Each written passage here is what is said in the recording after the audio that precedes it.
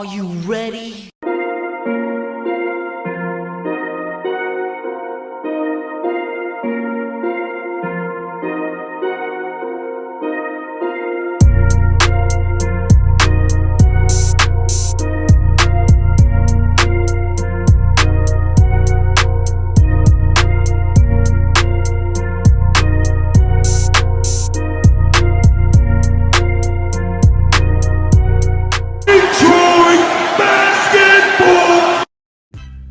Hey peeps, how's it going?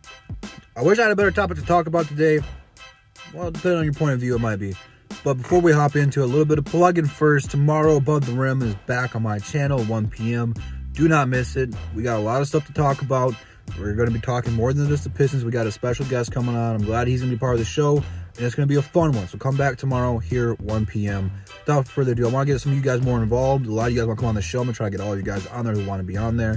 In order to do so, hit me up on Twitter. It is easier for you to join off of Twitter to go into the link to join the stream. So if you want to do that, hit me up on Twitter and let me know. But let's hop back into basketball and let's just hop right into it, man. So it's safe to say the Pistons are in this rebuild, retool, whatever you want to call it. And, you know, we talked a little bit about this on Above the Rim last week. We'll probably talk about it a lot more this coming week. Is Dwane Casey the right guy to lead the Pistons into this rebuild? Now, I have tried recording this video once before, and I put Stefanski in this too, and it was just too long of a video. I didn't want to drag it out. So I'll probably do Stefanski next. You know, Dwane Casey gets a pass from a lot of people for what he has done in Toronto, and I am a guy who gives people a lot of shots. You know, excuses and all this have been made for Dwane Casey. He has done some very dumb decision makings. For one, there's no Blake Griffin, Andre Drummond, or Markieff Morris here anymore. You know, all three of those guys have been in the league and have earned starting spots. Now that all three of those guys, well, Blake's hurt, but all three of those guys are not coming back this season. If you wanted to start Thon Maker, fine. But Christian Wood and Sekou need to be in there as well, even if they don't perform well, which Christian Wood's been balling and Sekou has been struggling. There's no remarks for that. A lot of people want to send him back down the G League. I don't know. But one of the things I don't like about Dwane Casey is his... We haven't had a starting five all year long, a consistent starting five. We don't know who's starting from game to game. And when you don't do that, it never builds chemistry. How are our young guards supposed to play with our young big men if they're never on the court at the same time? You know, how is Sekou supposed to learn how to play with Christian Wood and Thon Maker if he's not out there with them? And, you know, vice versa. It's one of the things I don't like. You know, we're not winning games at this point in the season. Have a starting five out there consistently. Determine who is the starters and who is not. Obviously, Derrick Rose should be starting at the point guard. I almost said shooting guard. And then from there, you can pretty much take whatever you want. That's just one of the things I don't like. You know, Christian Wood and Sekou should be starting. And if you want to keep Thon Maker in the starting lineup right now, that's cool. You know, him and C Wood can play the 4 and the 5. You put Sekou in there at the 3. And then you can put Mykhailiuk in there at the 2. That's not a terrible lineup. You know, it's not anything great, but for what we're doing for this rebuild, that would be much better. Plus, they'd start to build some chemistry with themselves. Plus, you're about to have Luke Kennard come back this year. If he comes back this year. That's just another guy you got to throw into the fire and put him back out there in the starting lineup. So, I mean, it's been due to injuries. I understand that. But even now, like, we know who we have going into games. And even then, we don't know who's going to start. It's just one of the things I don't like. And then, you know, Dwane Casey treats Christian Wood and Sekou like dirt. He treats them like Stanley Johnson when he was here and Stan Van Gundy. Anytime they do something just a little bit wrong, he pulls them from the game and he puts Thon Maker back in the game.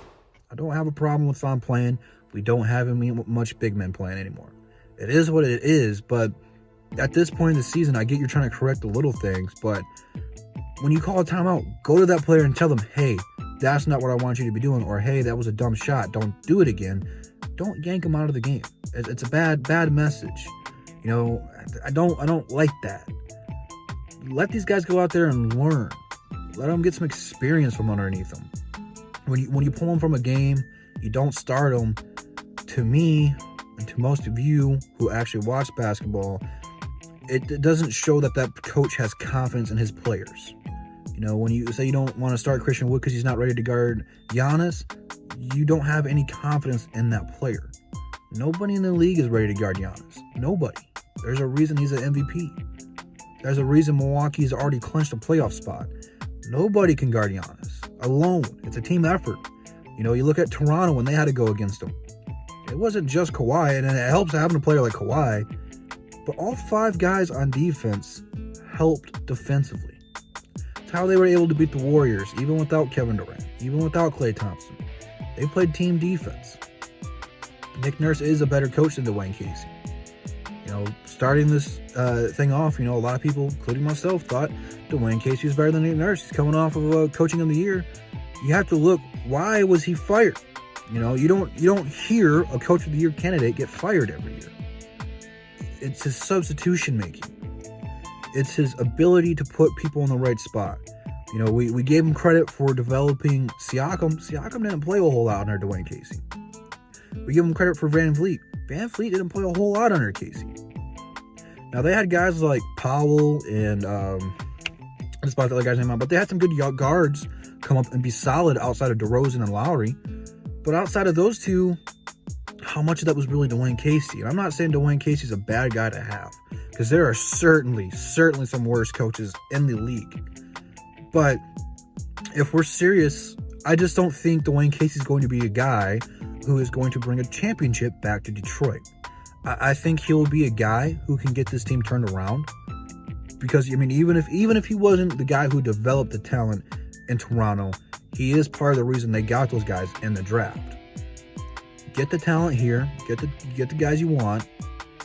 Hopefully, Luke Kennard, Sekou, Christian Wood, Mihailuk, Bruce Brown. I can go on and on all day. Hopefully, those guys take a leap next year and the year after that. And then if we get back in the playoffs and we get it out of the round, I really think that Dwane Casey is not a long-term solution outside of that. I guess 5 years is pretty long-term in a coach nowadays. But I don't think he's going to be the guy to bring us a championship. I think he'll get us back to the playoffs. And then a couple times after the playoffs, they'll go fire him and try to get an upgrade. It's just a little bit of prediction. And then, there's nothing wrong with that. There are guys who can come in and get a team playing the right way. They just can't get them over the hump. It happens. Not everyone has the ability to go out there. I'm not saying he can't. I would love for him to.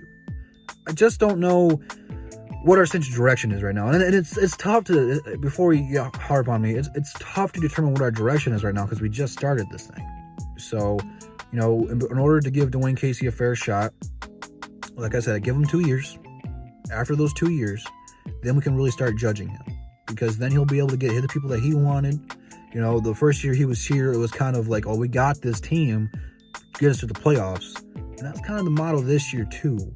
So now that he's able to kind of tear this thing down a little bit and get the guys that he wants, we're going to get a good draft pick. Should be top 5, top 6 at the least, depending on how bad the lottery wants to screw us. But, he should be able to get the guys that he wants to get. And if he wants to go out there and get DeRozan and Kyle Lowry in free agency, if those are the guys that he brings in here and they don't perform, then you could get on them. If they come in here and perform, you'd be like, all right, he knows what he's doing. But until we can get to that point, it's kind of hard to judge Dwane Casey. You got to pretend like these last 2 years haven't happened yet, because this is really going to be his first year going into it. So, gotta have to wait and see. But do you guys have faith in Dwane Casey that he can lead this team into the rebuild? I know a lot of you guys are pretty split. You either like Dwane Casey or you want him gone. And I see both sides of the argument, and I'm kind of on the fence with you. Whatever happens at this point, but leave it down in the comments. What do you guys want to do with Dwane Casey? Is he the right guy? Is he not the right guy? Leave it down there and below. Come back tomorrow for Above the Rim. Instagram, Twitter, the SA members in the description. See you guys tomorrow. Peace.